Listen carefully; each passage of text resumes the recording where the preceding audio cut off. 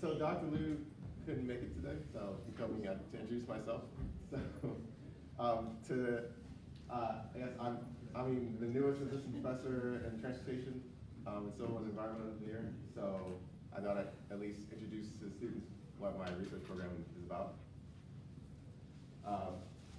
So I'll tell an introduction. I guess I'll just talk about. I guess I can introduce myself. So it works to have slides like this. So here are generally what my research areas have been. Mostly, well, the top thing.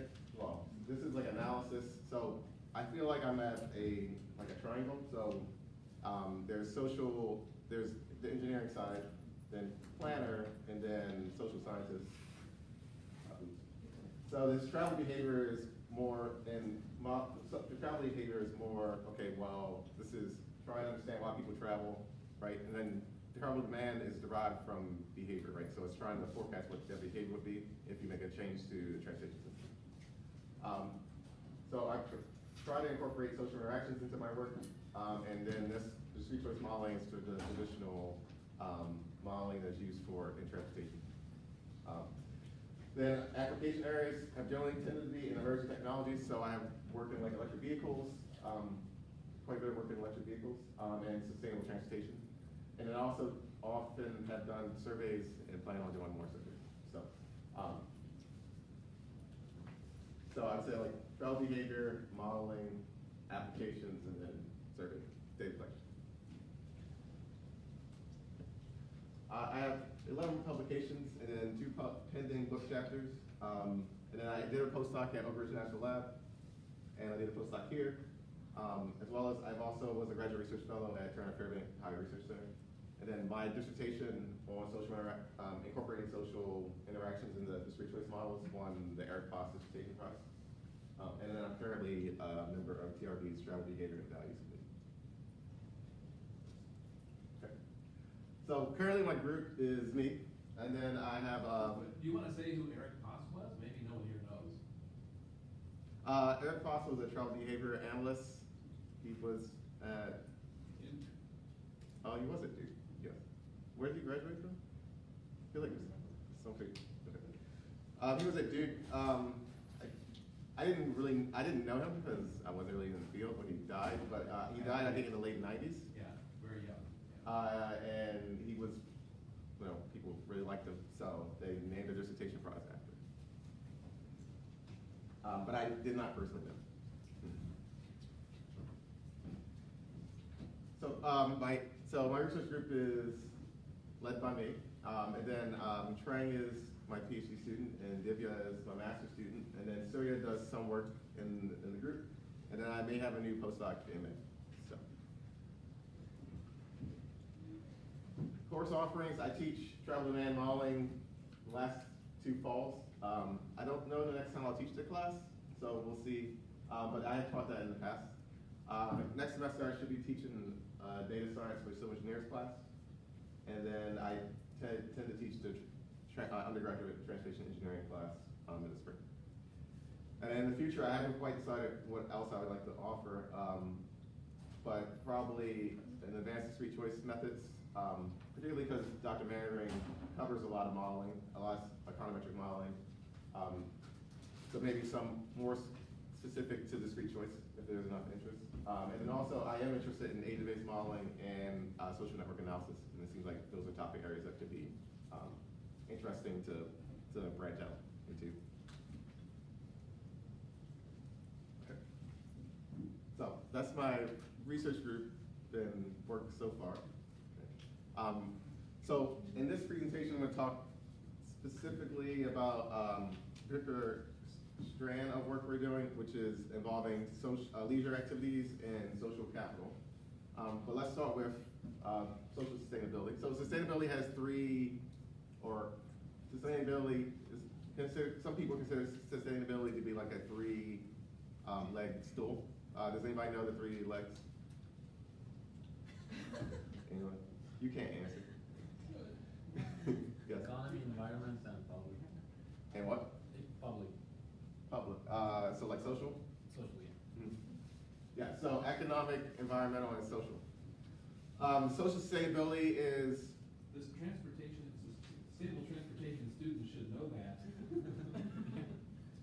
I hope you learned that. No, we I think don't. you would have known. That probably was the first day, but you know, it's been a long semester. So it's social sustainability is probably the least developed of the three, but it's some people consider it to have three components. One is human capital, well-being, and social capital.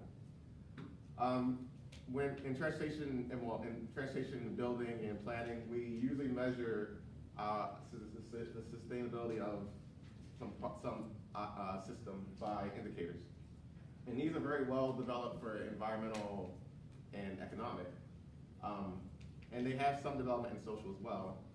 But I tend to find that in transportation, they mostly cover the first two, right? So human capital is about how you invest in yourself so that you can produce more in the future, right? So you know, you go to school so that you can learn skills, or you go and work to getting experience. So those are investments in human capital. So accessibility to work opportunities is an example of human capital. Or equity.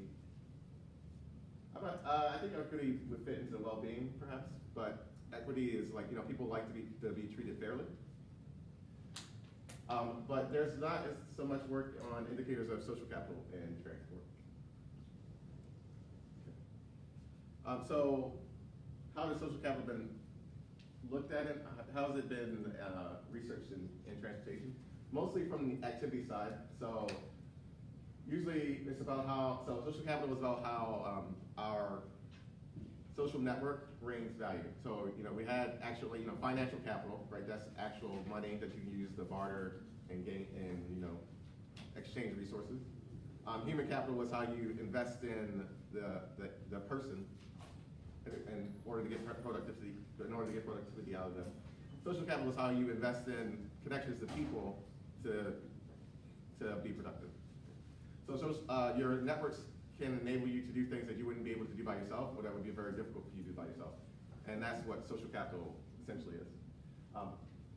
There's been some work looking at like emotional support and resources.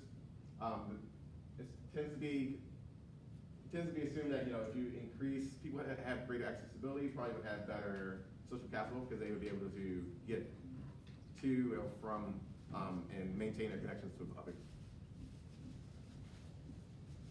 But there's some question about like how do you measure this social capital? So I just said like it's how your network brings you value. Does that have an obvious like unit level? Like, you know, financial capital is like, you know, I just give it a currency. It's fine. That's pretty easy to measure, right? How do we measure how well your social network works for you? Any thoughts? So it is difficult. So it's somewhat latent, right? And there are many definitions of social capital. So the three primary ones revolve around access to resources, cohesion, and brokerage. So access to resources is about how social ties can give you access to the resources of others, and those resources that others have are resources that you don't have. And cohesion, you tend to create these strong, like these dense networks that can contribute to social integration. So it makes you feel like you're part of a group. So, and then brokerage is how you connect these groups. So brokerage is about how there are ties that create structural holes, right? So structural holes connect disparate parts of the network. And it's about how having those structural holes benefits the community as a whole, as well as the individuals that are bridging the different groups. So these are three different conceptions of social capital. Primarily, I'm going to talk about a resource conception, but these other ones are also possibilities. So why are social ties formed? Generally, there's three processes: social safety, brokerage, and status. So social safety is about how we make connections with people who make us feel comfortable or safe. You don't want to feel like you're in danger, right? It's stressful. So you tend to make connections with people who have similar interests or who are like you. That's homophily. And you also tend to make connections with people who are close to you, like spatially. because they're easier to access, and also that they can help you in times of need much easier, since they're closer to you. There's brokerage, which is humans like to explore. So brokerage is about how you connect to other groups in order to learn and share resources and ideas. And then status. So our societies don't tend to be flat. Like there tends to be some level of hierarchy, and that's just because, well, usually if you have more resources, right, then you tend to have more power because people want resources. So in society, in different organizations and throughout society in general, people tend to make connections with people that have higher status or have more power. So that also leads to the formation of social ties. So for example, this is a work environment. You can have strong ties in your work group, right? And then there could be supervisors of these work groups that connect the work groups, so they spread information between the groups. And then there could be, let's say, the owner of the company or some higher boss could be in charge, and power flows from that higher boss down. Another thing you can do, like for example, you could be here and you have a really good connection to the boss, right? You might skip this power structure, right? So that's how, like, someone here may want to make a tie with someone with more power, because then when my supervisor gets on my nerves, I can talk to the boss instead.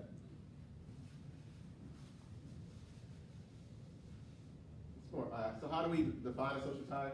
So interactions occur because there are direct interdependencies and preferences, constraints, and beliefs of individuals. It's not really what social ties are. So, this is an example of how you tend to represent social ties in network diagrams. So usually we have an individual who's like an alter. No, they're ego. The ego. So your focal point is your ego. And then the connections from that person to others are alters. So an ego may be connected to an alter through a tie, a social tie. Or if we're using network lingo, that would be like an edge. Right? And the individual can be considered like that. There can be directionality to it if there is power in the structure. But often we look at it undirected.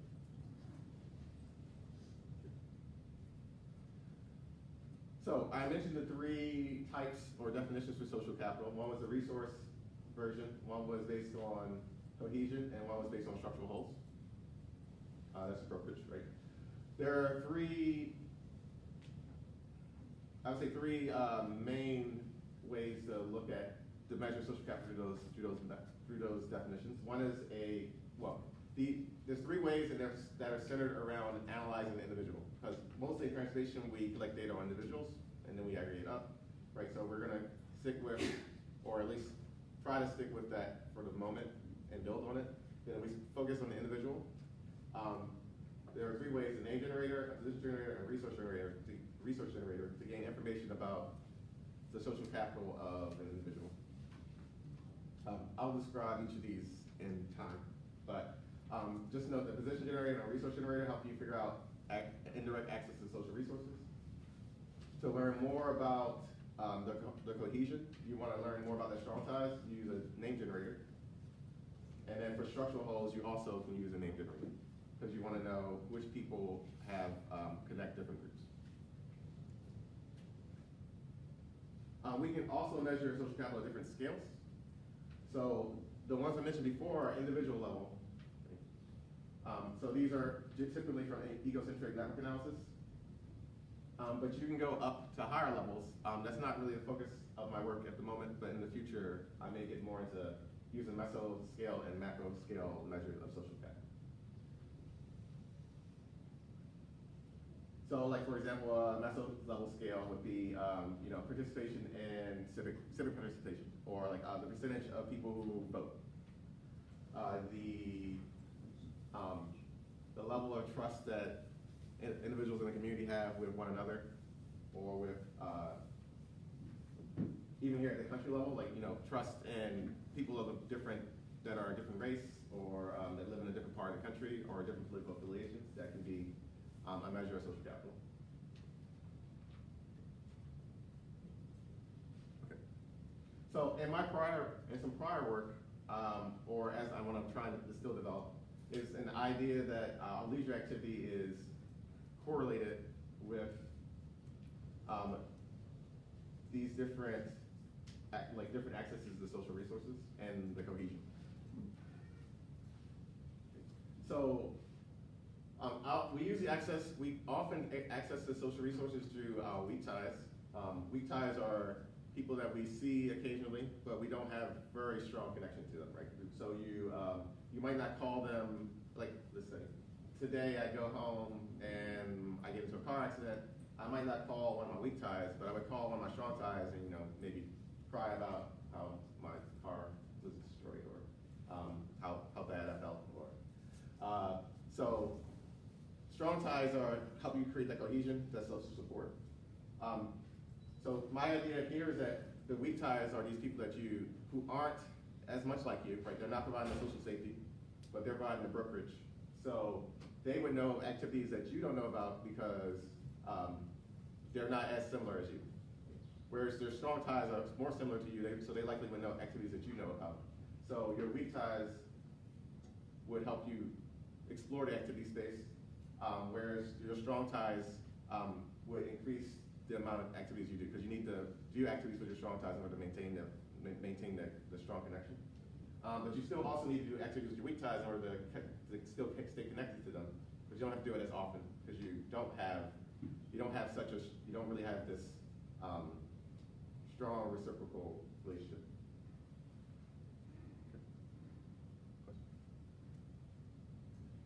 So to look at that, I took some data from Pew Internet. They did a personal networks and community study. I believe this was like 1996 or 98. I think it was 96. So they had 2,500 telephone interviews, and they included a name generator and a position generator. But they did a monthly leisure activity participation. They asked people about their monthly leisure activity participation. So did they go to these locations in the last month, and how often did they go to those locations? Okay, so I said I would tell you what these mean. So a name generator, an example here this is probably the most famous one, is like, who are the people with whom you discuss matters that are important to you? So then you can list, here they allowed you to list up to 5 people. So you can specifically name like, hey, Trang L, my mom, my dad, my neighbor. They also asked in this particular study, people that you thought were especially significant in your life. That was asked because they were concerned that people don't consider internet conversations to be discussions. So they added another question to try to tease that out. Just as a curious, how many people think they can name 5 people with this top one?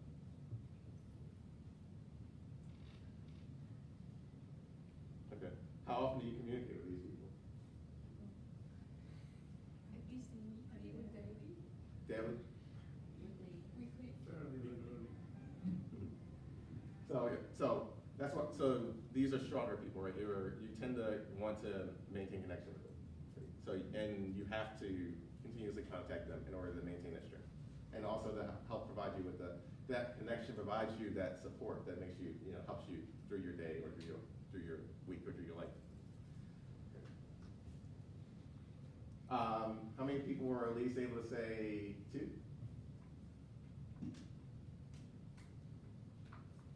3? 4? Anybody only able to say 1? That's not uncommon. You could just have a significant other or someone you live with, and that's the only person you can talk to. There's also the position generator. Does Alexa count on that, or?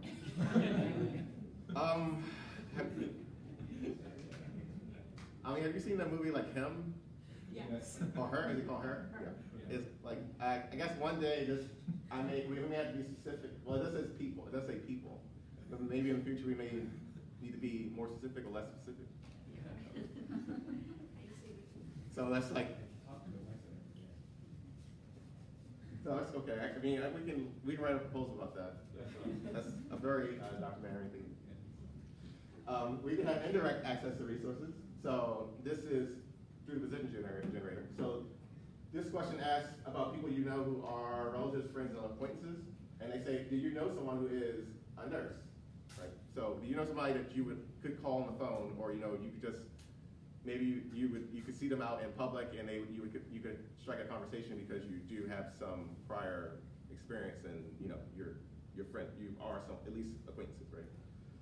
So you can say yes or no, right? And then we could take, for example, the sum of these and get an idea of your access to the social resources. So so having access to 18 of these occupations is better than having access to 4.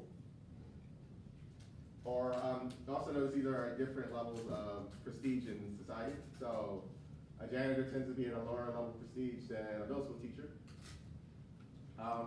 And these prestige levels also can change over time. So a congressman is not as high prestige now as it was in the past. So for this study, here's a distribution of the name generator and the position generator. So these are the number of people mentioned between the 2 questions. They could be up to 10. That was the name generator, the 2 name generator questions. So you see this is kind of like a power law. So most people maintain about 1 to 4, maybe 5 people that they are tight or strong ties with. And then here, this is the number of occupations that they said yes to, right? And this is also kind of has some kind of power law relationship. So people tend to have somewhere in the middle here, like maybe 5 to 14 or so, occupations from that list that they were able to say yes to. And there's a few people that can say they know a lot of people at different levels. Just some background on this. So this question came about because there was a theory that someone theorized that if you wanted to find a job, it was easier to find a job if you knew people across a lot of different job categories. And they used this instrument to try to prove that, and they found that it was true. But then people used it in other areas of sociology and health and other areas, and found that it was also valid for those questions as well. So we tend to believe that this is an indirect measure of your social resources. So knowing people particularly knowing people that have high prestige, right? We think that knowing people with high prestige means that they have more resources that you could access.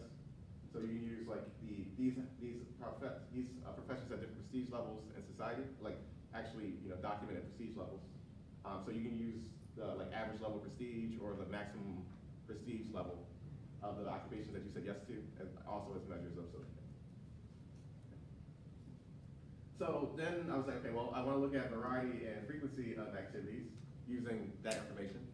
So these 3 are measures of social capital. Right? So this is a strong tie measure. So it increased your activity variety, but it was positive. It tended to increase your frequency, but this wasn't technically a statistically significant effect. But diversity and status, upper reachability, those are related to the weak ties. So that was from the position generator. So these are indirect access to social resources, and they also had positive effects on variety and activity frequency. Here's the actual estimates as a rough rule of thumb or rough sketch. It said, so if someone had the maximum diversity, so that's 22 occupations, they participated in 5 times as many leisure activities, as someone who had 0. Yes, that was a variety. And then for frequency, they tended to do 9 times as many activities. They participated in activities 9 times as many times as people that would have had no person. These are some more common social demographics. The only thing I always found interesting was, I guess, if you get into a relationship, you tend to participate in more activities. So get into a relationship. But if you get married, then you go back down slightly. But not all the way down to not being in a relationship and being single. So in summary, we developed some theory about tie strength and leisure activity frequency and diversity. Variety, yes. And then we tested that on Person Networks and Community Survey, and it was found that it improved model fit. And then also, this also means that this provides this may control for some unobserved heterogeneity. So people in different demographics also have different the topology of their of their social networks vary even within different demographic groups. So this could be used to create more heterogeneity in the demographic groups. So there were quite a few limitations though. So one was you saw that it was just a list of activity locations and not really a list of activities, and it wasn't really exhaustive. There was only 8. Technically, there's an infinite number of leisure activities, but 8 is not anywhere close to infinite. There was only a limited or no information about the surrounding built environment or the location of the availability of activities nearby. It was difficult to compare effect sizes, and then also it was difficult to control for household and work responsibilities. So there wasn't like an activity diary or a work like hours for time use component to the survey. So people could be they may have more household responsibilities and therefore they can't do as many activities. So because of this, we propose creating a custom survey to further study this relationship. Okay, so this is our questionnaire design. So we want to know about the activity space. So we're going to ask especially about more leisure activities. There are mandatory and maintenance activities, and then there are work and school demands. That's for controlling, this will help control. We'll ask about social capital, but we're going to introduce a resource generator. I haven't shown you that yet. For indirect access to resources, indirect and direct. And then for cohesion and social support, we'll keep the name generator. And then we'll ask about mobility, and then some individual and household characteristics, and then we're experimenting with using personality traits. So I'll mention that briefly. Yeah. So for our survey, your first question you pretty much get is, there's a list of activities, and you say if you performed in one of them in the last 3 months. So, maybe I went to church, and then I went backpacking 2 months ago, and I went to bingo yesterday with my mom, something like that. Here's our list of, most of our list of the activities. This is a list of 82 activities. So this came from some work in counseling psychology, and this is 1995. But what they did have was they told each person, they gave a group of students a list of activities and asked them to, to classify, or they had a list of okay, is this a social activity? How social is the activity? How artistic is the activity? How realistic is it? Or how conventional is it? So they said they rated these on scales from 0 to 100. And then they clustered the activities by the students' responses. So for example here, this cluster here, 8 is creativity. So like baking and cooking, playing chess, drawing, photography, right? So these satisfy different psychological needs than activities that help you with belongingness, so like acting on stage, or baseball, or roller skating, or soccer. Or some of these are about self-expression, or agency, novelty. So we are interested in perhaps, not all activities, not all leisure activities may help increase your access to resources, particularly the ones that don't require others, or that don't satisfy your psychological need to, be social. So this is the reason we're using this list, is because we have some outside, some validation that, so there's some theory about how these leisure activities are connected, right, and how they are connected sociologically. Then we asked about activity frequency. We have 2 versions of this question. One is, here you answer it as a discrete choice, right? So I went to baseball once in the last 3 months, or I went 2 or 3 more times a week, or 1 to 3 times a month. Here, also I know these 2 categories don't quite make sense, but this is once or twice, basically. So we're getting rid of that category. The other version we had included, we just told them to put a number. So, you would say baseball, you put 7 or like 15. We found that the other version, people took about twice as long to complete it. But we're unsure about the accuracy of them versus each other at the moment. Then we asked, so those are about our leisure activities. We have an name-generated question. This one, we don't actually ask you to provide the actual names, but here we say, how many people did you discuss matters that are important to you? You can list 0 to 10. Then we have the same position generator. We had modified it so that you would say whether you knew someone or if they were close friend or close relative. We found that we think that people had difficulty answering this question in a self-administered survey. So we may consider getting rid of the close friend or close relative part. And then this is a resource generator. A resource generator asks about specific skills or resources that you may want, that you may need. And asks if you know someone with that. So, do you have an acquaintance, friend, or family member who knows how to fix a car or can lend you large sums of money?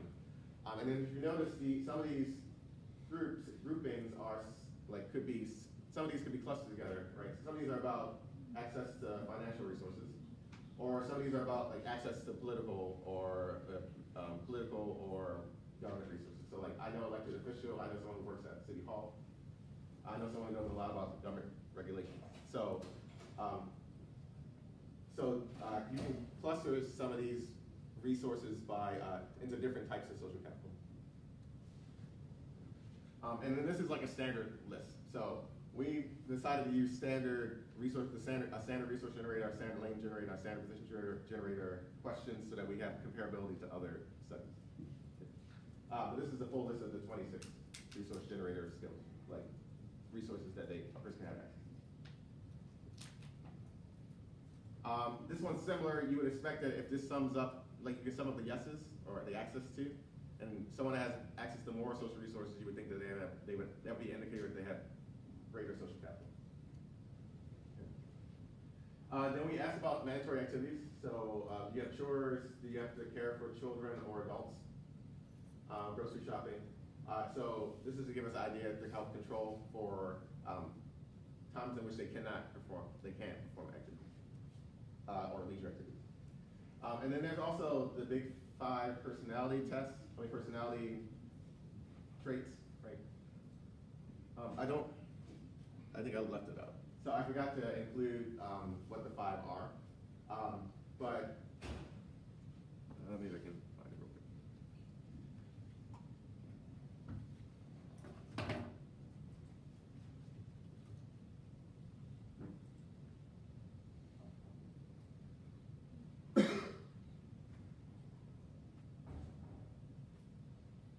So there are these 5 personality traits, and they're on a scale. So it's from very open to not very open, or I can't remember what the opposite of neurotic is, but not less neurotic to more neurotic, or disagreeable to agreeable. There are standard ways of asking questions to get an idea of how much of each of these categories someone's personality is. The smallest one we could find, that's another picture. Okay. I was like, where's that?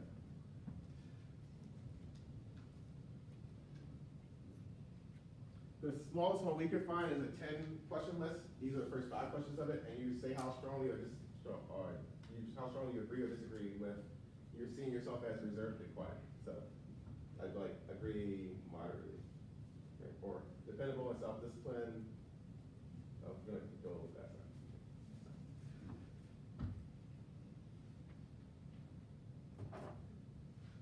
So we have a plan to complete the full survey in May or June with about 1,500 respondents across the U.S. This will be an internet-based panel with a convenient sample or a quota. And let's see. Yep. So it's self-administered, and your collecting unit is a person and household age 18 or older. So that person reports for themselves as well as the characteristics of the house. So we have done a trial. So we did a trial on about 134 respondents. So this is a geographic distribution. So not many people from the Mountain West, but there aren't as many people out here. So we use Qualtrics. Qualtrics has the internet panel, so it's like that's a quota-based non-probability sample. Here was the variety of activities people reported. This is from 1 to 35. So most people said they at least did something. That's good. And then we would probably expect this to be power law or like log normal or something like that, right? Because you expect there's some people that do a lot of activities, but most people do about the same number of activities. Because it becomes harder and harder to maintain, to know about enough of these activities and to have enough time to complete more and more. But there are some super people out there that can deal with everything. So. Then this was our distribution for the name generator. Just as a reminder of what it looked like in the 2-1. So it looked like this in 2. So mostly were 5 or less. And then this is what the position generator looks like in the 2-1.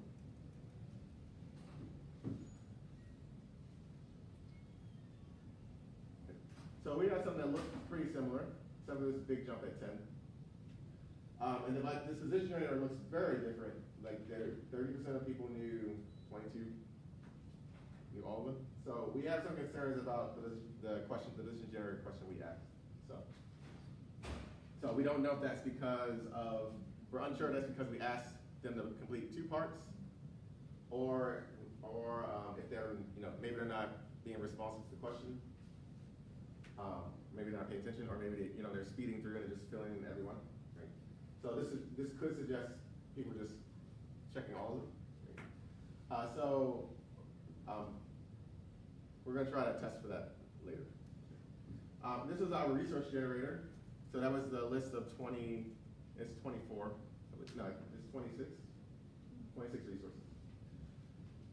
We would also expect this to be probably in this shape. Right? There should be some people that do have access to a lot of resources, but they're rare. Most people have a pretty limited amount. But we did find that we got fewer people knowing people with certain resources than we expected. So this list, for example, says know someone who owns a car, and we only got that like 60% or 70% of people said they knew someone that owned a car. So we have some concerns that people aren't reading the question, or that perhaps they're not reading the question. Also, this list was in order, so it wasn't really, we didn't randomize it. So this was listed last. And we did notice that there were more people that answered the early ones than the later ones.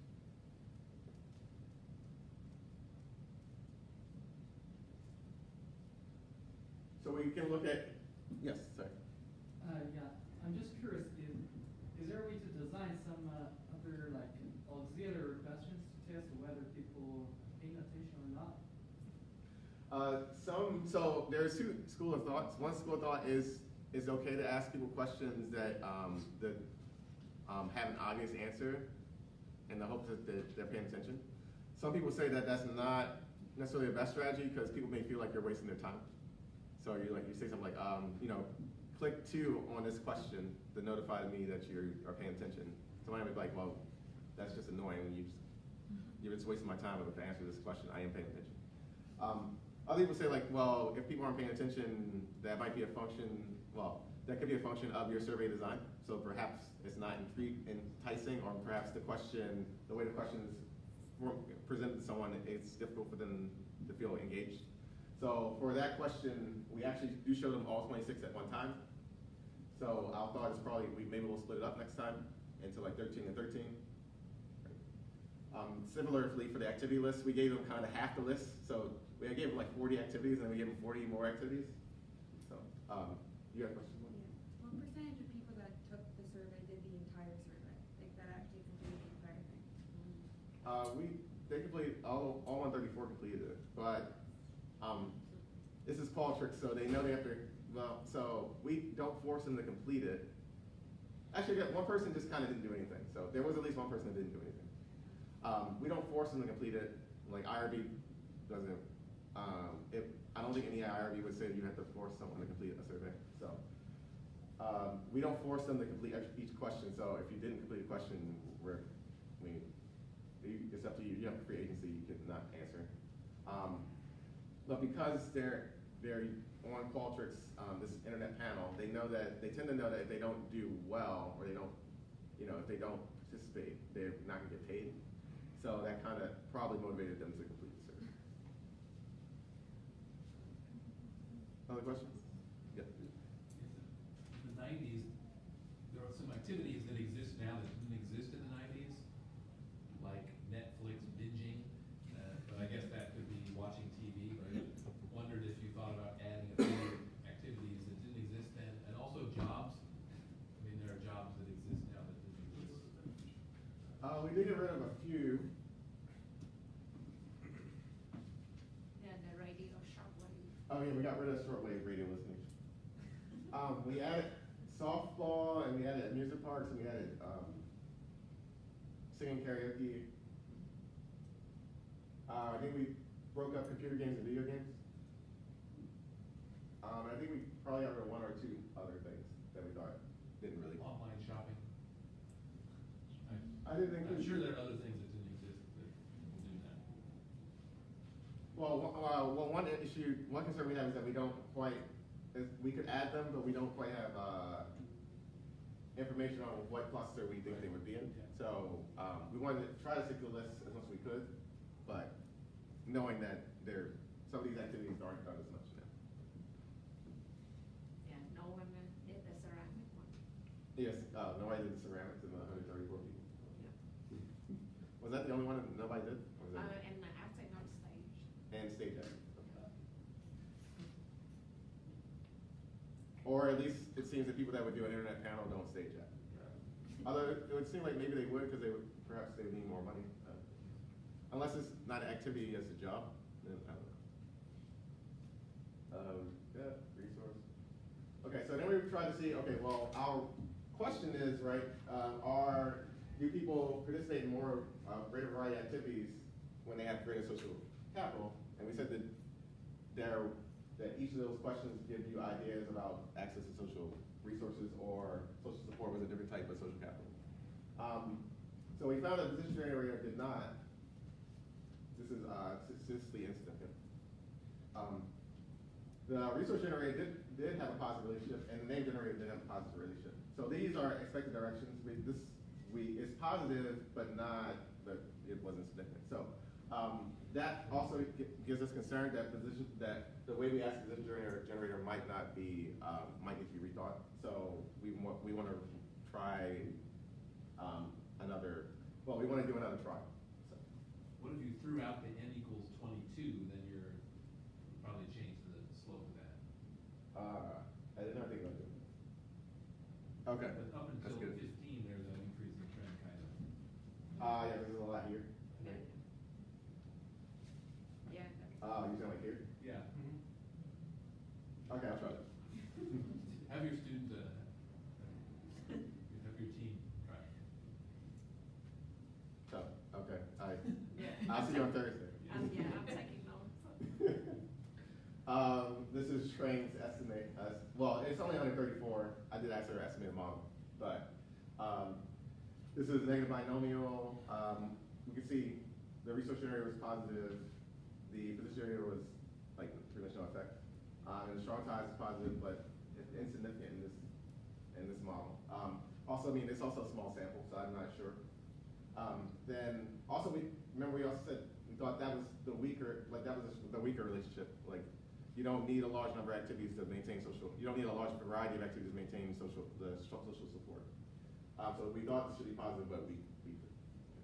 And then it was like, if you had a household, you could say more activities. If you had a car in your household, you could say more activities. If you've never been married, you could say less activities. And then if you have children less than 5 years old, you could stay in the computer activities. So we want to do a second trial, and this one we want to recruit people with Amazon Mechanical Turk. Mechanical Turk is, so there's anybody know the story of Mechanical Turk? What's the Mechanical Turk?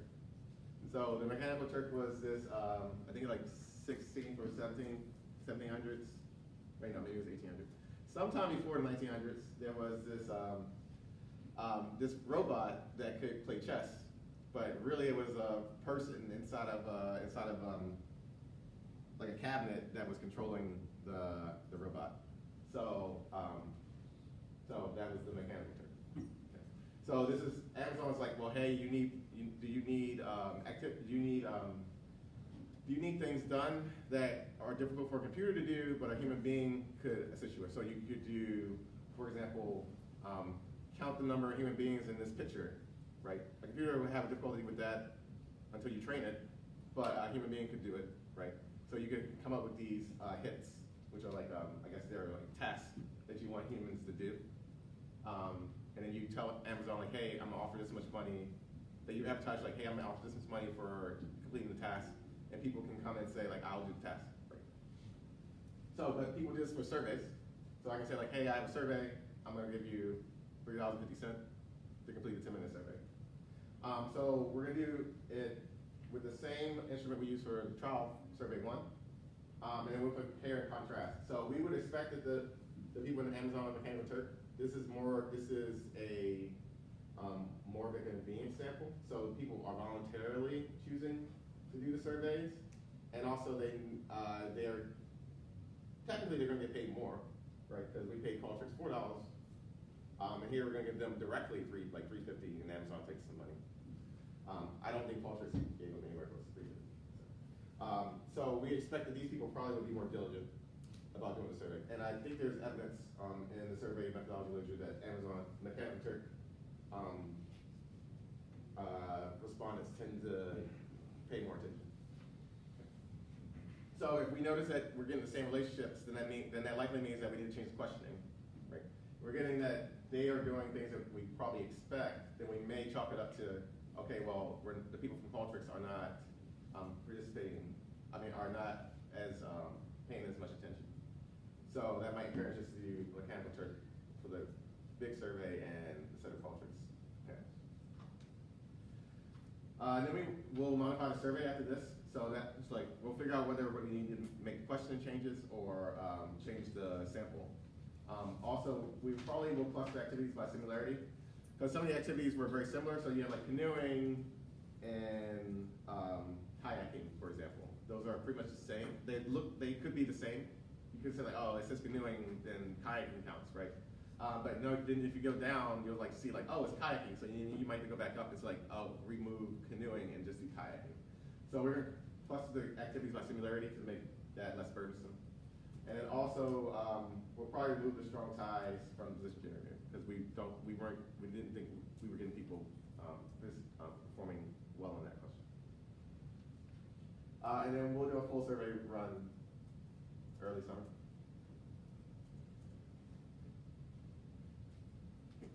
We have, maybe I'll try to finish in like 3 minutes. So we have limitations where, we asked people about 3 months ago, what activities have you done? So one problem is that they have to remember specifically what type of leisure activities they've done in the last 3 months, and leisure activities don't necessarily happen very often. There's also accuracy of recalling the frequency. So that's also all you have to ask for 3 months. It's hard to say like, hey, in the last week, how many leisure activities you should fit in. That's hard to get an idea of the variety, because often you do some leisure activities not on a regular basis, or you do them once in a while. So, and it also means it's difficult for people to recall the frequency at which they participate in those activities. And then also, to some degree, these measures can be somewhat inexact, right? It's self-supported data. So what we're going to propose to do so this is more medium term for our research program, is that we're going to do a smartphone study. So we're going to do an activity diary with smartphone. Probably for about a week or so, we'll collect data about their general patterns for that week. But then for the rest, for an extended period, probably like a month to 3 months, we'll periodically ask them about leisure activities. So one thing we may need to do is get an idea of, devise a way to infer if someone's at a leisure activity, so that we can then ask them, to give us detail about that leisure activity closer to the event, rather than just asking them at the end of the week their leisure activities, or asking them every day, which is too burdensome. So also by being able to ask them about specific activities, we can ask them more questions about how it helped them create social capital, or help them maintain their connections, or how they plan and coordinate their leisure activities. But that's very difficult to do in a retrospective study, because think about that leisure activity you did 2.5 months ago. How do you decide to get there together, or how do you decide to pick that activity? And then I guess by fall 2020, we hope to do our field collection for that. Besides this, I think I have funding for we could probably get 250 people and give them incentives. So, but if you're interested in smartphone studies, or have some interest in what I presented today, that's where we're going in the future, if you have some interest. Okay, so I'm learning about leisure activities, I'm learning about their networks. So what's the hope, right? So if I'm talking about activities, then the modeling aspect is, how about I incorporate them into an activity-based model? So these are like the components of an activity-based model, and for almost every component, a social network could be relevant. So here with the smartphone study, we can learn more stuff about how they decide on the tours and the trips detail, and how they decide on the daily activity patterns depending on their networks, right? And then even these higher level ones depend on your access to information from your neighbors, or your coworkers, or people you're close to, or these weak ties that help you learn about disparate topics that you are unfamiliar with. Which then also leads to, if we think they're networks, then for activity-based models we need to make synthetic populations. So that means we need to make synthetic social networks as well. So after this more basic research work, we eventually want my program to get into incorporating that basic research into activity-based models. So here are some future research directions. I think, yeah, that's pretty much done. So we want to explicitly look at field and case studies on mobility and social capital. So, we're asking questions about trying to learn more about people's social capital. And then eventually the hope would be that we could come up with standard ways for transportation officials, or planners and engineers, to ask about social capital, and then that would give us new social sustainability indicators related to social capital in a transportation context. So we eventually would likely modify that name generator, position generator, resource generator to be more travel focused. Also, eventually link leisure to special events. So that's where I kind of want to go after I talk about leisure. Is okay, if leisure is related to special events, right?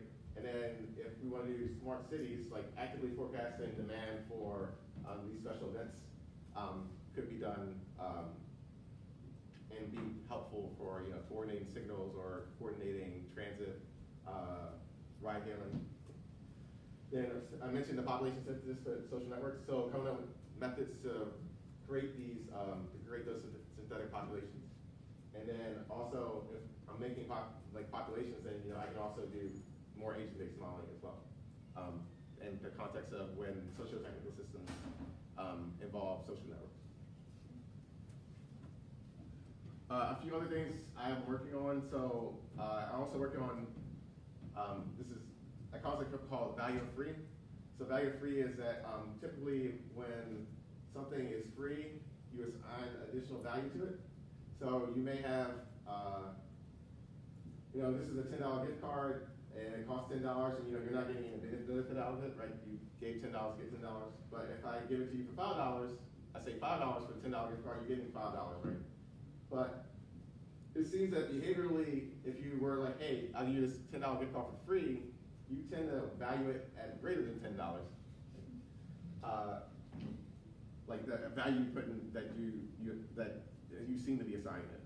And there's experiments in experimental economics and marketing that show that people treat free as a special price. It's not $1 less than $1. It's $1 less than $1 plus something, or minus something else. And then also I do work on social influence and trying to incorporate that as social taste variation. So if if you're familiar with some discrete choice modeling, there are mixed logit models, for example, or latent class models. Those are about capturing unobserved heterogeneity. So the thought is that what if we said that the heterogeneity was actually a function of the influence of others in your networks? And I have a research program that's about, well, part of my research program is about trying to understand the properties of those models. And then that also leads to forecasting emerging technologies, whether it's electric vehicles or autonomous vehicles. I don't really have a good slide for that at the moment, but I ran out of time. And if there are any questions, let me know, or comments.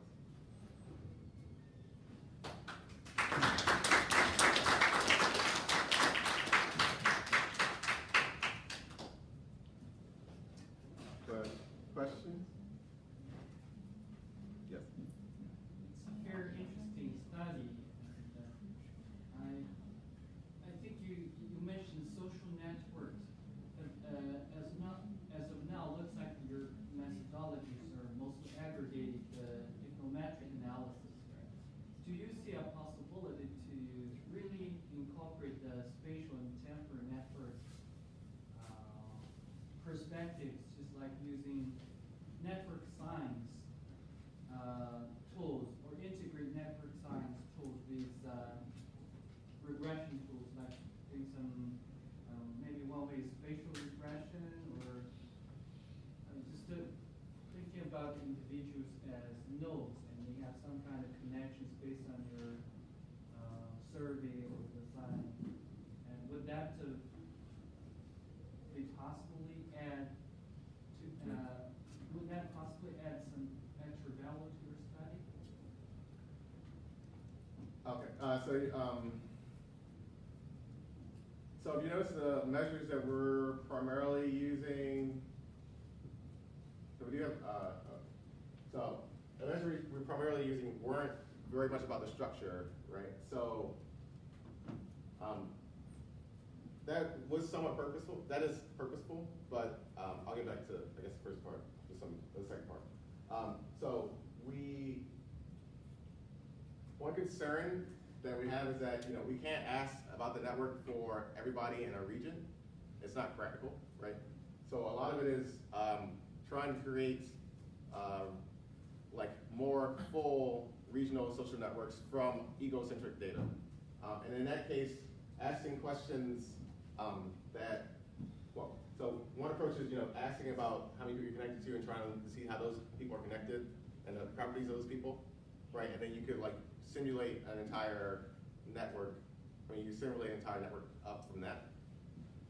You could also ask, it's kind of called aggregated relational data. So you ask questions like, do you know, how many people do you know named Adam?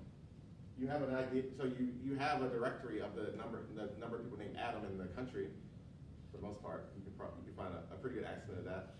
You ask people enough of those like kind of aggregated relational questions, then that can also give you an idea of the spatial and the size of people's networks, and help you be able to simulate and create practical networks as well.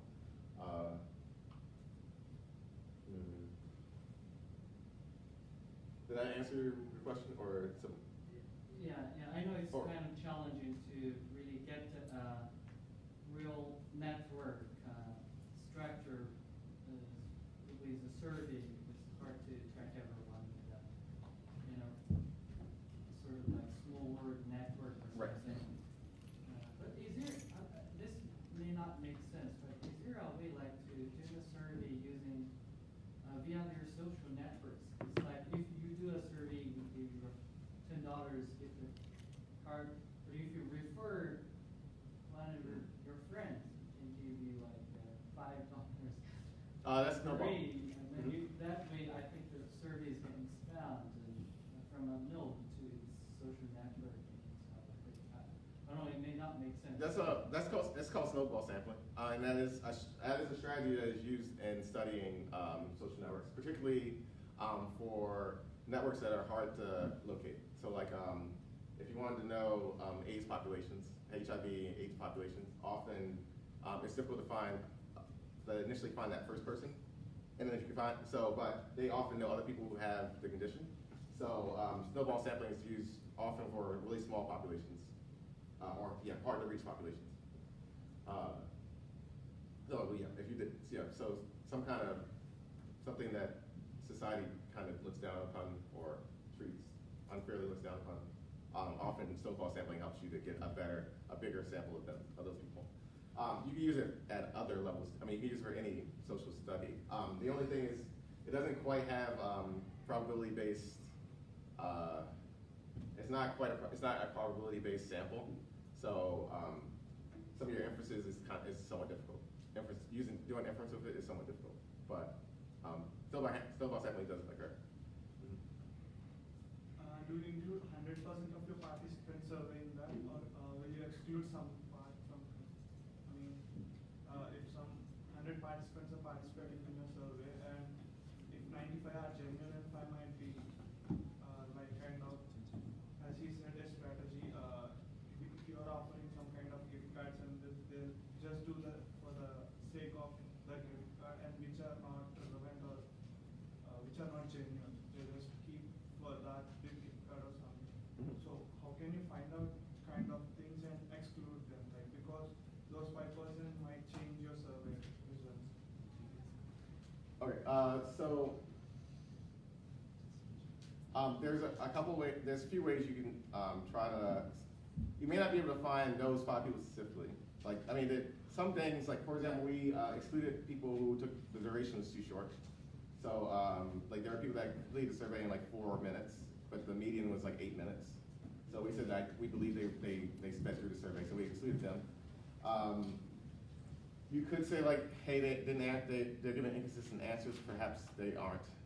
They're not real. They're not really fully participating. You can also randomize. Often you can randomize choices or randomize questions. So there could be ordering effects, right? So people could tend to pick the first option. So you could randomize the order and see if they're picking, and see if they're picking the first option more than you expect. But there's really, to some degree, you can't be sure. You can't quite be sure sometimes, often. But you're looking for little clues that might tell you to do it. Some people would say also that. That's still data. So it's still, a survey is, you're measuring something that you can't actually, often in a survey you're measuring something that you can't technically measure perfectly. So it may be that they're not paying attention, it may be your question, it may be a function of your question. So sometimes it'd be hard to distinguish whether it's the survey that you created, or if it is the person who's really just had no intent on paying attention.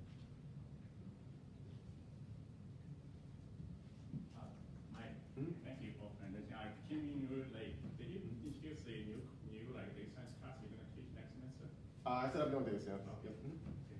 So it's a 2-credit class. It's going to be required for PhDs and new PhD and MS students. So if you're already here, you're grant. You don't have to take it. But you should. It's encouraged, but you don't. It's not. You're not required to take it. It's very likely going to become one of the 2 core courses for the both the master and the PhD students. Yeah. Maybe, could I make one announcement before we thank Dr. Maness? That let's congratulate the ITE student chapter president, Crystal, for winning the USF Graduate Student Organization of the Year.